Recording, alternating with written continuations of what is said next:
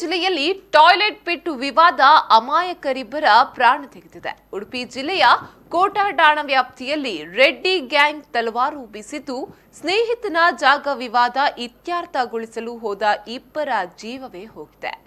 Double ಮರ್ಡರ್ಗೆ ಉಡುಪಿಯ ಜಿಲ್ಲೆಗೆ ಪೆಚ್ಚಿ ಬಿದ್ದಿದೆ. ಕೋಟಾ ಸಮೀಪದ ಮಾಣೂರಿನಲ್ಲಿ ಟಾಯ್ಲೆಟ್ ಹೊಂಡಕ್ಕೆ ಸಂಬಂಧಿಸಿದ ಜಗಳ ಇಬ್ಬರ ಕೊಲೆಗೆ ಕಾರಣವಾಗಿದೆ. ಜನವರಿ 26ರ ರಾತ್ರಿ ಸುಮಾರು 10:30ಕ್ಕೆ ಲೋಹಿತ್ ಎಂಬುವವರ ಸ್ನೇಹಿತರಾದ ಬಾರಿಕೆರೆ ಕಲ್ಮಾಡಿಯ ಭರತ್ ಹಾಗೂ ಯತೀಶ್ ಎಂಬುವವರನ್ನ ತಡೆದು ನಿಲ್ಲಿಸಿ ಕೋಟಾದ ರಾಜಲಕ್ಷ್ಮಿ ಸಭಾಂಗಣದ ಮುಂದೆ ತಲವಾರಿನಿಂದ ಕಡಿದು ಕೊಲೆ ಮಾಡಲಾಗಿದೆ. ಯತೀಶ್ ಈ ಹಿಂದೆ ವಿಧಾನಸಭೆ ಚುನಾವಣೆಯ ವೇಳೆ ಕುಂದಾಪುರದ ವಿಧಾನಸಭೆಯ ಅಭ್ಯರ್ಥಿ ರಾಕೇಶ್ ಮಲ್ಲಿಯ ಆಪ್ತ ಸಹಾಯಕನಾಗಿ ಕಾರ್ಯನಿರ್ವಹಿಸುತ್ತಿದ್ರು. ಭರತ್ ಕೋಟಾದಲ್ಲಿ ರಿಕ್ಷಾ ಓಡಿಸುತ್ತಿದ್ರು. ಯತೀಶ್ಗೆ ಬೆಂಗಳೂರಿನಲ್ಲಿ ಕೆಲಸ ಸಿಕ್ಕಿದ್ದು ಸಂಬಂಧಿಕರ ಮದುವೆಯಲ್ಲಿ ಭಾಗವಹಿಸಿ ಇವತ್ತು ಬೆಂಗಳೂರು ಹೋಗಲು ಟಿಕೆಟ್ ಬುಕ್ ಮಾಡಲಾಗಿತ್ತು. ಆದರೆ ನಿನ್ನೆ ರಾತ್ರಿ ಜಾಗದ ವಿವಾದ ಬಿಡಿಸಲು ಹೋಗಿ ಪ್ರಾಣವೇ ಹೋಗಿದೆ. ಇಲ್ಲ, ಅವನು ಅಂತೂ ಗಲಾಟೆಯಲ್ಲಿ ಯಾವುದರಲ್ಲಿ ಇಲ್ಲದವನು ಅಂತ, ಅದಕ್ಕೋಸ್ಕರ ನಾವು ಮತ್ತೆ ಅವ್ರದ್ದು ಪರ್ಸನಲ್ ವಿಚಾರ ನಮಗೆ ಏನು ಗೊತ್ತಿಲ್ಲ. ಅದೇ ಇಬ್ಬರದ್ದು ಕೂಡ ಕೊಲೆ ಆಗಿದೆ ಅಂತ ನನಗೆ ಇವತ್ತು ಬೆಳಿಗ್ಗೆ ಗೊತ್ತಾಯಿತು 6 ಗಂಟೆಗೆ. ಯಾವ ವಿಚಾರ ಅಂತ, ಏನೋ ಒಂದು ಮನೆ ವಿಚಾರ ಅಂತ ಎಲ್ಲ ಇತ್ತು. ಈಗ ಪೊಲೀಸ್ನವರು ತನಿಖೆ ನಡೆಸ್ತಾ ಇದ್ದಾರೆ. ಏನು ಸತ್ಯತೆ ಏನಾಗಿದೆ ಅಂತ ಗೊತ್ತಾಗ್ಬೋದು. ತನಿಖೆಯಿಂದ ಏನು ವಿಚಾರ ಬಹಿರಂಗ ಆಗ್ಬೋದು. ಇಲ್ಲ, ನಾವು ಸರ್ಕಾರಕ್ಕೆ ನಾವು ಕೂಡ ಒತ್ತಾಯ ಮಾಡ್ತೇವೆ.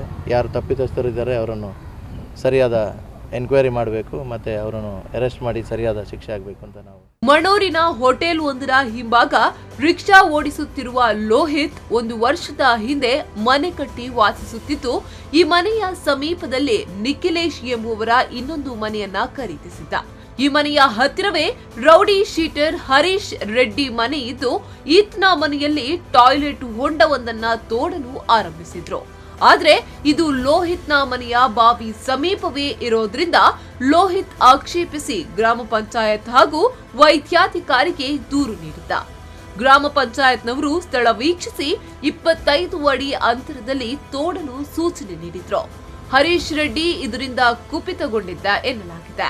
ಲೋಹಿತ್ ಕಾರ್ಯಕ್ರಮಕ್ಕೆ ತೆರಳಿ ರಾತ್ರಿ ವಾಪಸ್ ಆಗ್ತಿರೋ ವೇಳೆ ತನಗೆ ಹರೀಶ್ ರೆಡ್ಡಿ ಹಾಗೂ ರಾಜಶೇಖರ್ ರೆಡ್ಡಿ ಕಡೆಯವರು ಹೊಡೆಯಲು ಕಾಯ್ತಿದ್ದಾರೆ ಅಂತ ಲೋಹಿತ್ ಫೋನ್ ಮಾಡಿ ಯತೀಶ್ ಹಾಗೂ ಭರತ್ಗೆ ತಿಳಿಸಿದ್ದ.